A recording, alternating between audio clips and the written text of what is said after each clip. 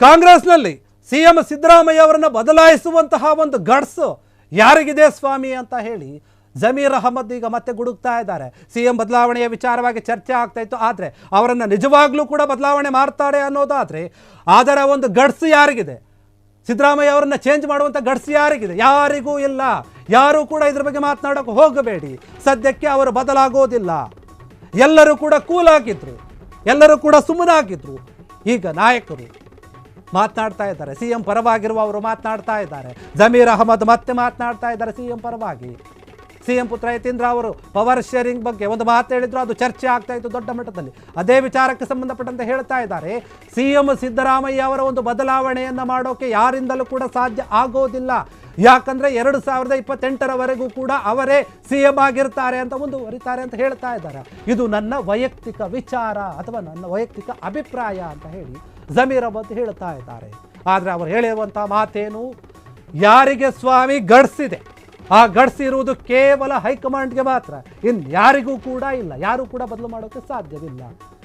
ಹೀಗೆ ಹೇಳುವ ಮೂಲಕ ಪರೋಕ್ಷವಾಗಿ ಡಿ.ಕೆ. ಬಣಕ್ಕೆ ಟಾಂಗ್ ಕೊಟ್ಟಂತೆ ಆಗಿದೆ. ಇದು ಉರಿಯುವ ಬೆಂಕಿಗೆ ಮತ್ತಷ್ಟು ತುಪ್ಪವನ್ನು ಸುರಿದಂತೆ ಆಗ್ತಾ ಇದೆ. ಕಾಂಗ್ರೆಸ್ ಪಾಳ್ಯದಲ್ಲಿ ಒಬ್ಬೊಬ್ಬರು ಒಂದೊಂದು ರೀತಿಯ ಹೇಳಿಕೆಗಳು, ಒಂದೊಂದು ರೀತಿಯ ಮಾತುಗಳು, ಒಂದೊಂದು ರೀತಿಯ ನಡವಳಿಕೆಗಳು. ಇದೆಲ್ಲವನ್ನು ಕೂಡ ಗಮನಿಸಿದಾಗ ಏನಾಗ್ತಾ ಇದೆ ಕಾಂಗ್ರೆಸ್ನಲ್ಲಿ? ಸಿಎಂ ಸಿದ್ದರಾಮಯ್ಯ ಬಣದ ನಾಯಕರು ಸುಮ್ಮನಿರ್ತಾ ಇಲ್ಲ, ಅವರ ಮಗ ಕೂಡ ಸುಮ್ಮನಿರ್ತಾ ಇಲ್ಲ. ಈ ಕಡೆ ಡಿ.ಕೆ. ಶಿವಕುಮಾರ್ ಬಣದ ನಾಯಕರು ಸೈಲೆಂಟ್ ಆಗಿರಿ ಅಂತ ಡಿ.ಕೆ. ಹೇಳಿರೋದಕ್ಕೆ ಸುಮ್ಮನೆ ಇದ್ದಾರೆ. ಕೆಲವರು ಅದನ್ನು ಮೀರಿ ಮಾತನಾಡ್ತಾ ಇದ್ದಾರೆ.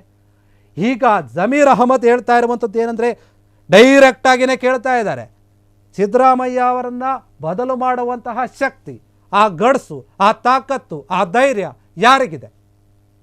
ಕಾಂಗ್ರೆಸ್ನಲ್ಲಿ ಯಾರಿಗಿದೆ ನೀವೇ ಹೇಳಿ. ಅದು ಇರುವುದು ಕೇವಲ ಹೈಕಮಾಂಡ್ ನಾಯಕರಿಗೆ ಮಾತ್ರ, ಹೈಕಮಾಂಡ್ ವರಿಷ್ಠರಿಗೆ ಮಾತ್ರ. ಅವರೇನಾದರೂ ಬದಲಾವಣೆ ಮಾಡಬೇಕು ಅಂತ ಯೋಚನೆ ಮಾಡಿದರೆ, ಅವರು ನಿರ್ಧಾರ ಮಾಡಿದರೆ, ಆಗ ಮಾತ್ರ ಸಿ ಎಂ ಸ್ಥಾನದಿಂದ ಸಿದ್ದರಾಮಯ್ಯ ಅವರು ಕೆಳಗಿಳಿತಾರೆ. ಅದು ಅವರ ಸ್ವ ಇಚ್ಛೆಯಿಂದ ಆಗಿರುತ್ತೆ, ಹೈಕಮಾಂಡ್ಗೆ ಬೆಲೆ ಕೊಟ್ಟು ಆಗಿರುತ್ತೆ, ಹೈಕಮಾಂಡ್ ವರಿಷ್ಠರ ನಾಯಕರ ಒಂದು ಮಾತಿಗೆ ಬೆಲೆ ಕೊಟ್ಟು ಆಗಿರುತ್ತೆ.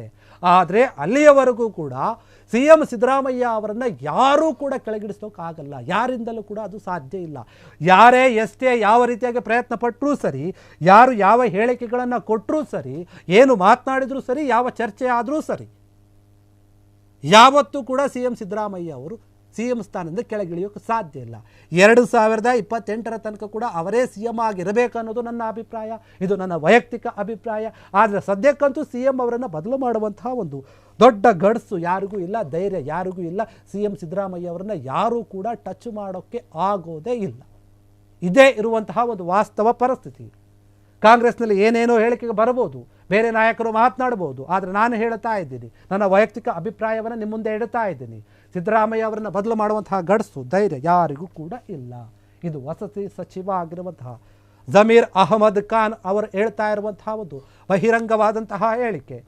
ಹೈಕಮಾಂಡ್ನವರು ಮಾತನಾಡಬೇಡಿ ಮಾತನಾಡಬೇಡಿ ಮಾತನಾಡಬೇಡಿ ಅಂತ ಪದೇ ಪದೇ ಹೇಳ್ತಾ ಇದ್ರು ಕೂಡ ಈ ನಾಯಕರು ಸುಮ್ಮನಿರ್ತಾ ಇಲ್ಲ. ಇವರು ಕೂಡ ನಾವು ಸುಮ್ಮನೆ ಇರೋದಿಲ್ಲ ಕೆಲವೊಂದು ಮಾತು ಬಂದಾಗ ಅಂತ ಹೇಳಿ ಮಾತನಾಡ್ತಾನೇ ಇದ್ದಾರೆ. ವೈಯಕ್ತಿಕ ವಿಚಾರ ಅಂತ ಹೇಳಿ ಅವರವರ ನಾಯಕರ ಬಗ್ಗೆ ಇವರು ಬ್ಯಾಟ್ ಬೀಸ್ತಾ ಇದ್ದಾರೆ. ನಾವು ಅವರ ಪರವಾಗಿದ್ದೀವಿ ಅಂತ ಪದೇ ಪದೇ ಗುರುತಿಸ್ಕೊಳ್ತಾ ಇದ್ದಾರೆ. ಸಿದ್ದರಾಮಯ್ಯ ಪರವಾಗಿ ನಾನು ಇರ್ತೀನಿ ಅಂತ ಜಮೀರ್ ಅಹಮದ್ ಅವರು ಘಂಟಾಘೋಷವಾಗಿ ಹೇಳಿದಂತೆ ಕಾಣ್ತಾ ಇದೆ. ಯಾಕಂದರೆ ಅವರನ್ನು ಬದಲು ಮಾಡೋಕ್ಕೆ ಸಾಧ್ಯ ಇಲ್ಲ. ಈ ಹಿಂದೆ ಬೇರೆ ರೀತಿಯಾಗಿ ಕೂಡ ಮಾತನಾಡಿದರು. ಆದರೆ ಯಾವಾಗಲೂ ಕೂಡ ನಾನು ಸಿ ಎಂ ಸಿದ್ದರಾಮಯ್ಯವರ ಪರವಾಗಿಯೇ ಇರುತ್ತೀನಿ ಎನ್ನುವಂಥ ಒಂದು ನಿಲುವನ್ನು ಈಗ ತೋರಿಸಿದಂತೆ ಕಾಣ್ತಾ ಇದೆ.